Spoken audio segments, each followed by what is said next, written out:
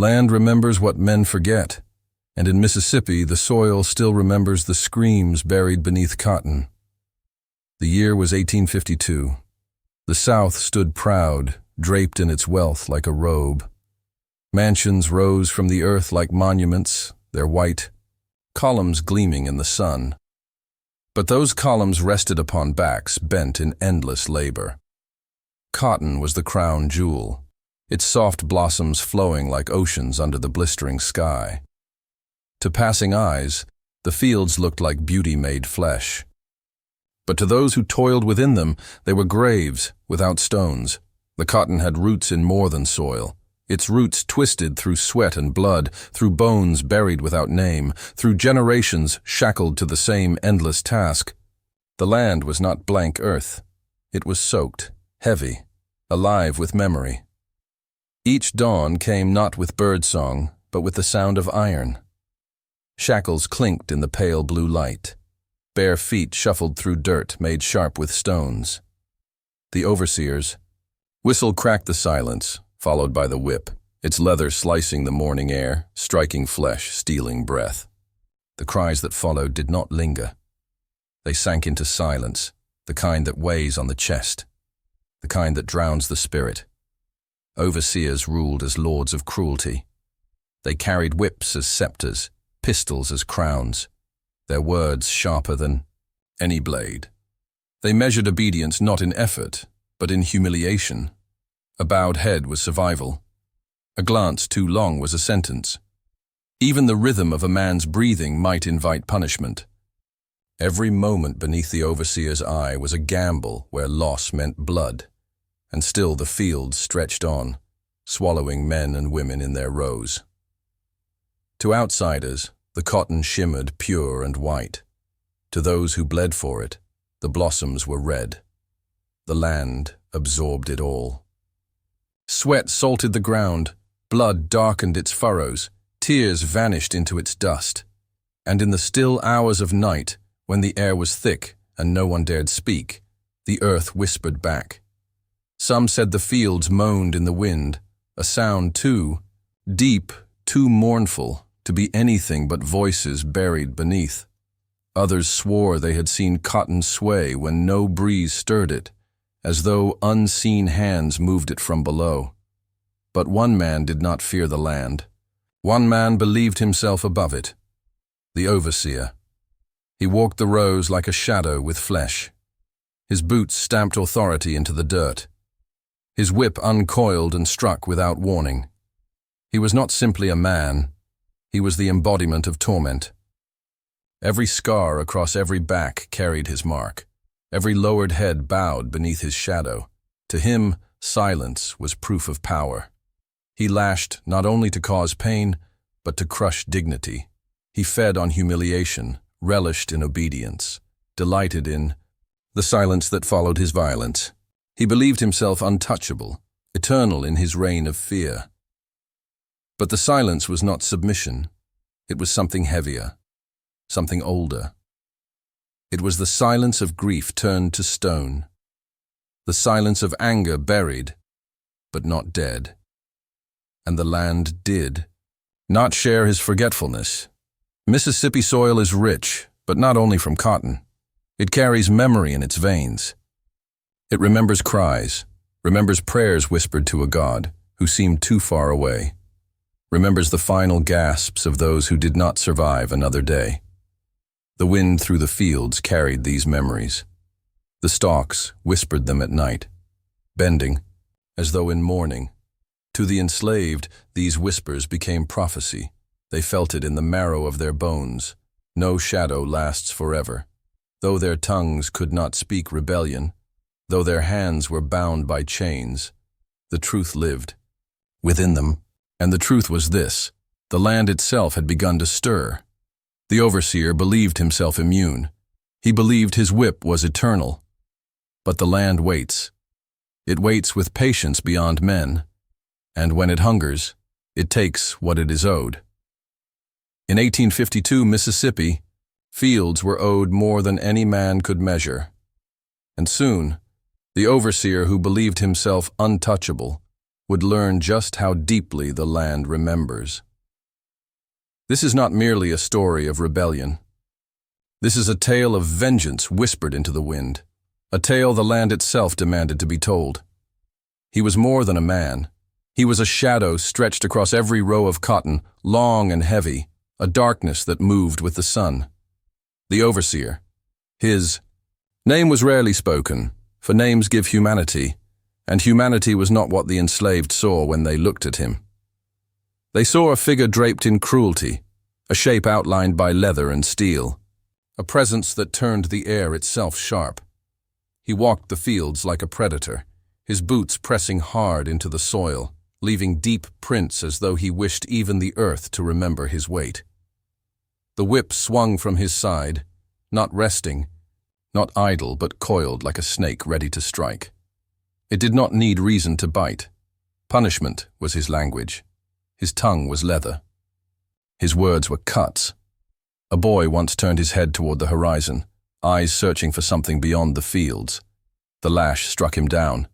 A woman's hands trembled from exhaustion, spilling cotton from her basket. The lash silenced her. A man bent slower than the overseer wished. The lash carved obedience into his back. No crime was too small. No innocence mattered. His violence was not only to wound flesh, it was to carve humiliation into the soul. He wanted silence, but not the silence of peace. He wanted silence born of fear, and silence he received. Yet that silence was dangerous. Beneath it lived things he could not hear. At night, when lanterns flickered in the cabins, the enslaved whispered in tones so low the crickets could barely hear. Their words were not bold. They carried no promises of freedom, no grand declarations of revolt. Instead, they were whispers to heaven, prayers murmured into rough hands and cracked lips. Lord, let him fall. Lord, let him bleed. Lord, hear us. Some prayed with anger. Some prayed with weariness. Some prayed only because it was all they had left. But each prayer, in its own way, was a nail being driven into the overseer's fate. He never saw it, never heard it. He slept too. Well, his laughter drifted from the big house, spilling over the cabins like oil. He believed his shadow permanent, his reign unending. He believed the lash was forever his to command. But beneath silence, storms gather. Eyes began to shift. Men glanced at one another longer than before. Hands brushed in passing, leaving signals. No overseer could read. A rhythm passed between them, unspoken, invisible, yet steady as the drumbeat of the earth itself. The overseer did not notice. He could not imagine a world in which the enslaved dared to move against him. He thought them too broken, too beaten, too consumed by chains to dream of striking back. But cruelty breeds fire. Each lash fed it. Each humiliation fanned it. Each scream that died in the dirt became a spark glowing in the darkness. And the land? Oh, the land was listening, Cotton whispered at night. The stalks rustled, though no wind stirred them. The soil shifted as though restless. Some claimed they heard voices, low, groaning, too deep to be human. Perhaps it was only imagination. Or perhaps it was the weight of memory rising from the ground. What the overseer did not know was that his shadow was not growing stronger. It was thinning, stretching too far. Soon it would snap, for resentment had thickened into something more. Prayers had taken root like seeds, and silence, that heavy silence he mistook for obedience, was not empty at all. It was waiting, and the man who ruled through fear would soon learn. Shadows cannot stand against the night. They were 4 men bound not by blood but by torment. The first had once been a father. His son, barely 13, had stumbled in the fields, his small hands too weak to drag the cotton sack across the rows. The overseer had descended on him, with a fury, each lash cutting deeper until the boy no longer rose. The father had been forced to keep picking, his child's body cooling only yards away. The second had a wife who had been borrowed by the master. then returned to him days later, her eyes hollowed, her spirit broken. She lived, but she did not live. Each day her silence screamed louder than any whip. The third man carried his scars like scripture. His back was a map of cruelty, layer upon layer of whip marks. Some wounds had healed, others had never closed. He was living parchment, written upon by leather and blood. The fourth man had once been known for his voice. He sang in the fields, low hymns that kept the rhythm of weary hands. But one day, after singing a verse of freedom, the overseer had struck him across the throat with the whip handle. His voice never returned. He moved in silence now, his eyes speaking for him. They burned with the steadiness of a coal that would not go out. Together they formed an unspoken circle. They did not meet in secret cabins, nor did they draw plans in the dirt. They gathered in stolen glances, in nods across the rows, in silences heavy as lead. Each night, as the cotton fields glowed beneath the moon, their grief fermented. And grief, left long enough, becomes rage. They did not dream of escape. Escape was a whisper too fragile to speak aloud. What they dreamed of was vengeance. Vengeance shaped not as hope, but as fire. The overseer was no longer a man in their minds. He was the lash itself, the embodiment of cruelty. He was the reason graves outnumbered cradles. He was the chain made flesh. And chains, they whispered with their eyes, can break. It was not a decision made in a single moment. It was an inevitability. Like storms that gather until the air itself trembles. Like rivers that swell until banks give way. When they finally moved, it was with the certainty of men who had nothing left to lose. The night came heavy, like a lid pressed over the land. Clouds smothered the stars. The moon glowed faintly, pale, and thin as bone. The fields seemed endless, their white blossoms gleaming ghost-like in the gloom.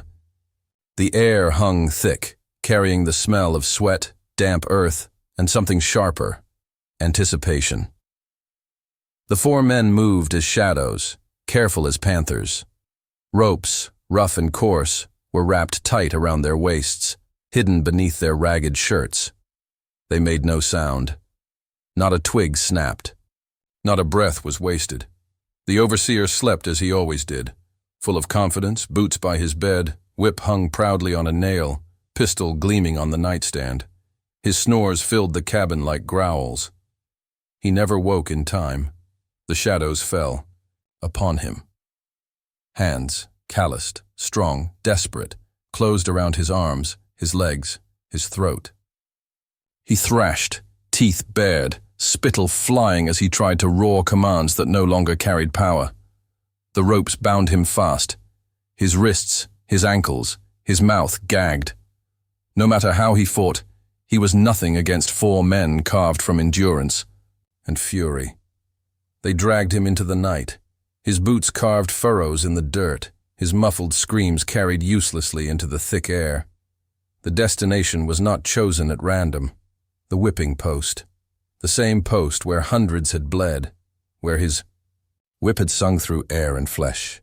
That altar of agony, that monument of fear, now stood waiting for him. His eyes widened when he saw it. Even bound, even gagged, his body fought harder, twisting like a captured animal. He knew what it meant. The post had never been meant for him, but tonight the land demanded balance. The men forced him against the wood. Ropes lashed across his arms, across his chest, tightening until the post itself seemed to hold him. His breath came in ragged bursts, his body slick with sweat. The night hushed. Crickets ceased. Frogs fell silent. Even the wind stilled, as though the earth leaned forward to witness. The beast was bound, and the hunters, for the first time in their lives, stood taller than him. The whip was taken from its place. His whip. The instrument that had sung over the backs of men, women, and children. The overseer's crown, his scepter, his voice. But tonight, it belonged to another. The first lash struck. The sound cracked like thunder splitting the sky. Flesh tore. Blood welled. The overseer's muffled scream shot into the night. A sound. No one had ever heard from him before. The second lash followed. Then a third. Each strike louder than the last, not in sound, but in meaning. With every crack, centuries of silence screamed. The men struck not as slaves, but as executioners. Each lash was a prayer answered, a name remembered, a grave honored. The cow, overseer writhed, his body jerking, his skin splitting. His muffled cries became sobs, then pleas, then raw whimpers. His arrogance dissolved. His power bled out of him. The whip no longer punished the weak, it punished him, the embodiment of cruelty itself. Each man took his turn. One lash for a son, one lash for a wife, one lash for a back scarred beyond repair, one lash for the silenced. Voice. Over and over, until numbers lost meaning, until flesh became ruin. Blood soaked the post.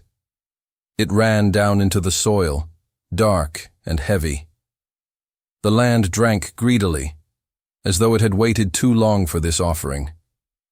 And the overseer, once feared, once untouchable, hung limp against the wood. No master, no beast, no God. Only a man stripped bare, his cries stolen, his body broken. The whip fell silent at last, and silence was louder than any scream. Dawn crept slowly, spilling pale light across the fields. The overseer remained at the post, slumped, his skin torn, his breath shallow, or perhaps already gone.